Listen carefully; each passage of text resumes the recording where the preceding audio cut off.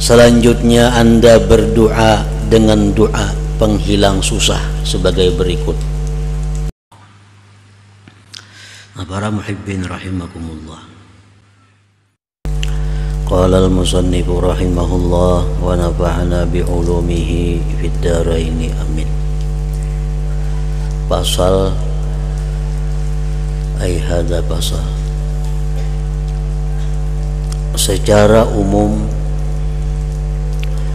apabila Anda mulai bertobat,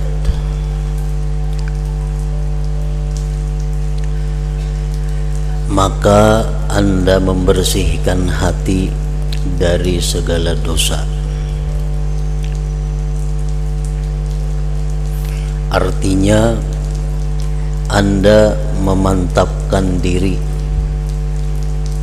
tidak akan kembali berdosa sama sekali selamanya.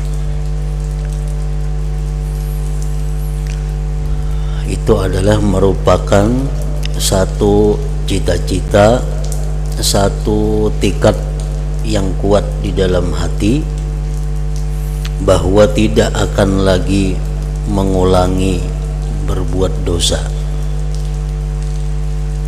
kecuali apa yang ditakdirkan Allah dalam ilmunya bahwa Anda akan berdosa. Ini termasuk di antara kewajiban atau rukun tobat, di mana kita sesudah bertobat itu memantapkan hati untuk tidak kembali berdosa, kecuali ditakdirkan oleh Allah Subhanahu wa ta'ala. Artinya kalau dari dalam diri kita tidak ada lagi angan-angan cita-cita untuk melakukan dosa. Pemantapan diri itu dilakukan menurut cara di mana Allah mengetahui bahwa kebenaran tekad Anda itu keluar dari hati yang bersih. Jadi Allah bisa menilai bagaimana hati kita, apakah benar-benar bertekad untuk menjauhi dosa atau sebaliknya. Itu Allah yang menilainya. Apakah tekad kita itu sudah bulat? Apakah diri kita itu mantap bahwa bercita-cita tidak berbuat dosa lagi? Itu Allah akan menilai kebenarannya. Nah, sesudah kita bertekad tadi kada akan berbuat dosa lagi pula Anda berusaha sedapat mungkin membuat ridha musuh Anda, orang-orang yang pernah dizalim, orang-orang yang pernah kita aniaya, orang-orang yang pernah kita sakiti. Itu kita berusaha membuat agar mereka itu bisa meridai apa yang pernah kita lakukan kepada dia. Bermacam-macam cara, yang penting supaya kita mendapat keridhaan dari orang yang kita aniaya itu. Dan Anda mengqadha kewajiban-kewajiban yang terlewat sekuat-kuatnya. Ini masih di dalam hati kita. Jadi begitu kita tobat, kita berjanji kada akan mengulang lagi, dan kita akan berusaha membuat senang, membuat ridha orang-orang yang kita musuhi, orang-orang yang kita zalimi, dan kita bertekad untuk mengqadha, membayar semua kewajiban-kewajiban yang ditinggalkan. Jadi habis ini aku akan berusaha mengqadha sembahyang, berapa banyak sembahyang yang sudah ditinggalkan, akan mengqadha puasa, berapa banyak puasa yang ditinggalkan. juga Anda kembali kepada Allah berkenaan dengan dosa lain, sambil merendah dan menghinakan diri, memohon agar Allah berkenan mencucuki Anda, mencukupi Anda, memelihara Anda terhadap dosa-dosa yang menjadi hak orang lain.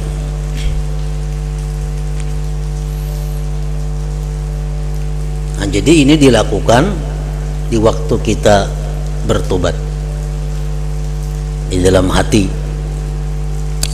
Kada akan mengulang lagi, berusaha sekuat tenaga untuk membuat ridha orang yang dizalim, sedapat mungkin mengqadha kewajiban yang tertinggal, dan memohon kepada Allah agar diampuni segala dosa-dosa yang berkaitan dengan yang lainnya.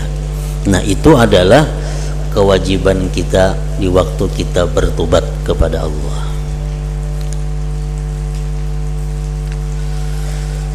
Nah, kemudian Imam Ghazali masuk kepada tentang penyempurnaan tobat.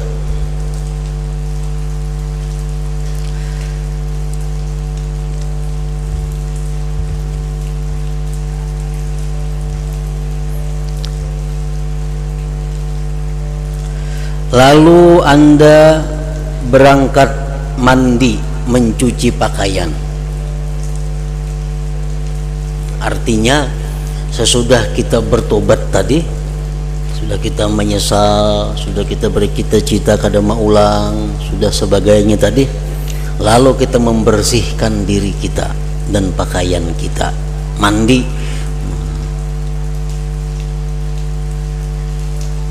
Habis mandi, pakaian bersih dipakai, salat 4 rakaat atau 2 rakaat sunat tobat,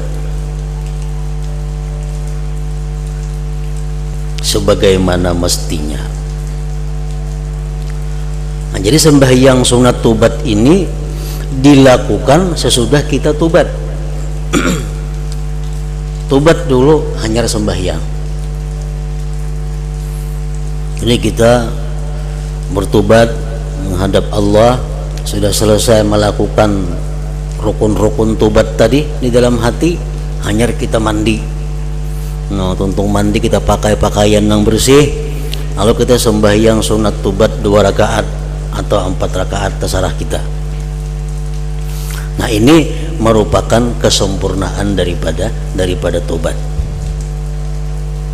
Rasulullah bersabda, "Ma min 'abdin yuznibu dzamban tsumma yaqumu fayatatahharu tsumma yusalli tsumma yastaghfirullah illa ghufira lahu." Ujar Nabi, tidak ada dari seorang hamba yang berbuat dosa, kemudian dia berdiri bersuci, lalu dia sembahyang, kemudian dia istighfar, melainkan diampuni baginya. Istighfar itu lain lawan tobat. Istighfar itu permintaan ampun.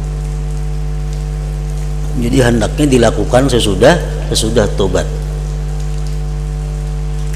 Sesudah kita tobat dengan melakukan hal-hal tadi, kalau kita mandi, habis mandi kita pakai pakaian bersih, sembahyang sunat tobat 2 rakaat.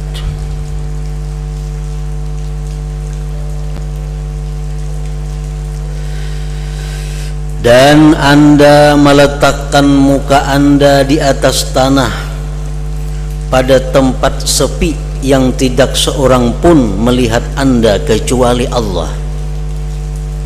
Nah, ini kesempurnaannya, bukan kewajiban tobat kada, bukan rukun tobat, ini kesempurnaan tobat supaya lebih sempurna tobat kita. Jadi kita sembahyang tadi 2 rakaat di tempat nang sunyi, nang kada kelihatan manusia, hanya Allah yang melihat. Kita letakkan muka kita di atas tanah, artinya sujud.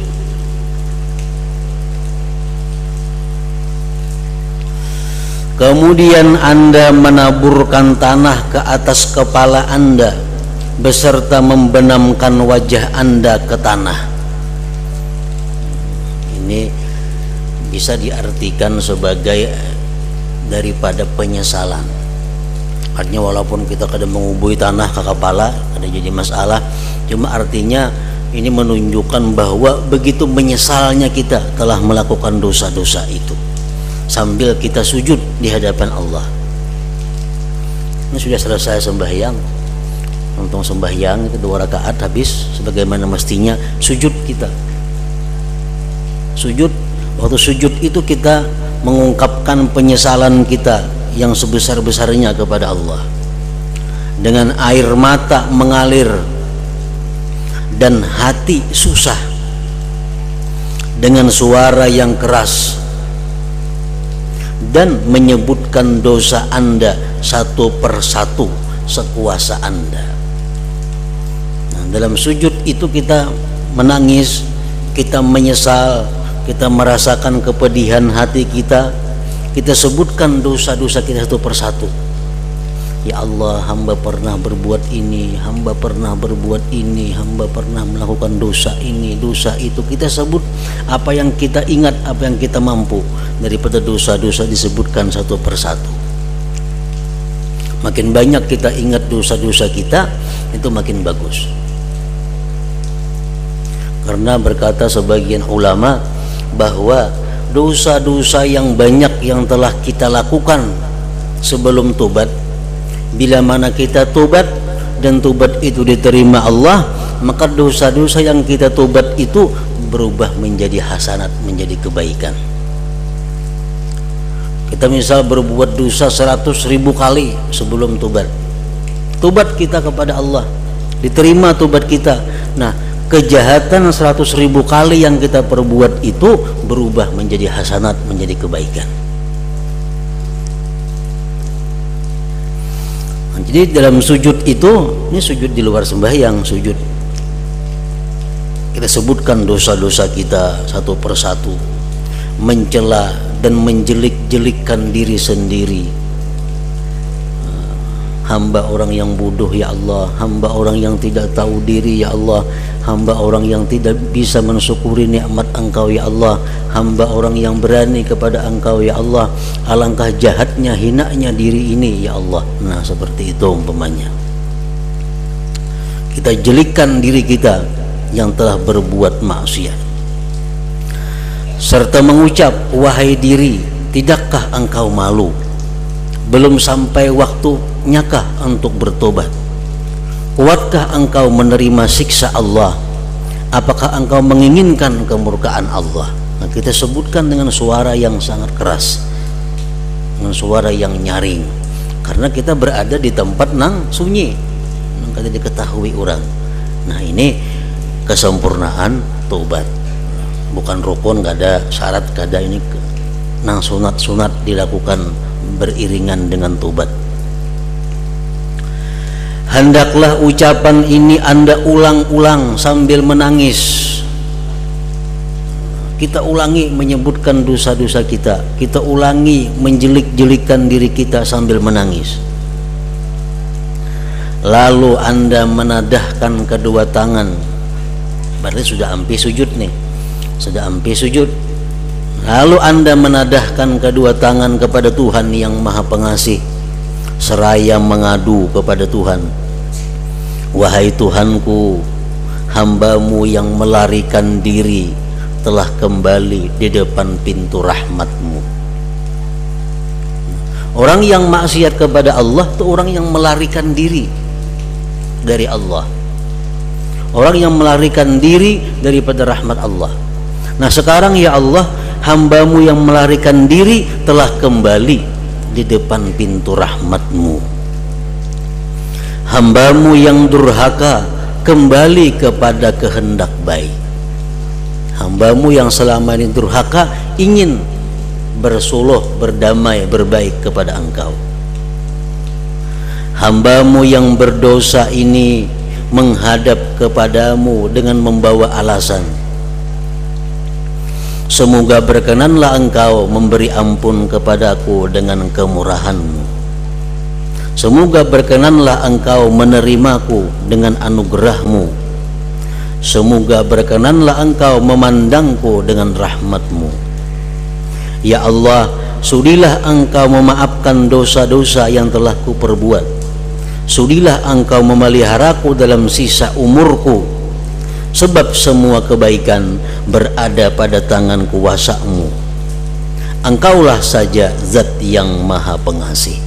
Nah, ini contoh nang kayak apa kalau lain pada ini kada jadi soal. Nang penting di situ kita menampakkan penyesalan kita, menampakkan kejelikan kita, dan menyampaikan kepada Allah bahwa kita kembali kepada Allah. Selanjutnya Anda berdoa dengan doa penghilang susah sebagai berikut. Ya mujalliya azaimil umur, ya muntaha himmatil mahmumin, ya man idza arada amran fa innama yaqulu lahu kun fayakun, ahatat bina zunubuna antal madhuru laha, ya madhuran likulli shiddah, kuntu azkharuka li hadhihi sa'ah fatub alayya innaka antat tawwabur rahim. Artinya, wahai zat yang memusnahkan persoalan besar, wahai zat yang menjadi tujuan kehendak orang-orang yang kesusahan, wahai zat yang apabila menghendaki suatu perkara cukup berfirman jadilah, lalu seketika perkara itu terwujud. Dosa-dosaku telah meliputiku, engkaulah Gusti Tuan, zat yang kusimpan, yang kupilih untuk menanggulangi kesulitanku ini. Aku mengandalkan engkau buat menghadapi keadaan seperti sekarang ini. Karena itu perkenankanlah engkau memberikan nur tobat kepadaku. Sungguh engkaulah zat yang gampang memberikan tobat, lagi pula maha pengasih.